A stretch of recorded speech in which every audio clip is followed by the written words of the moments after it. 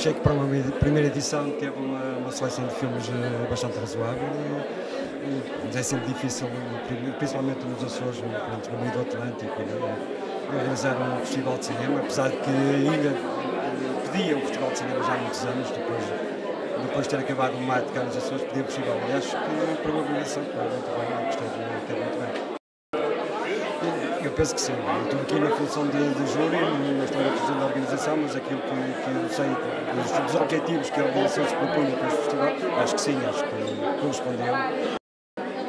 Sim, acredito que sim, porque sempre que há alguma manifestação artística, digamos, em qualquer uma das áreas, proporciona aqui as pessoas que trabalham na área queiram fazer coisas. E eu sei que neste momento há muita gente que passou por aqui, que viu os filmes e que está com ideias a fervilhar para fazer coisas que podem não ser para o próximo festival, podem não ser para alguma coisa, mas que impulsiona que as pessoas façam coisas. Sim.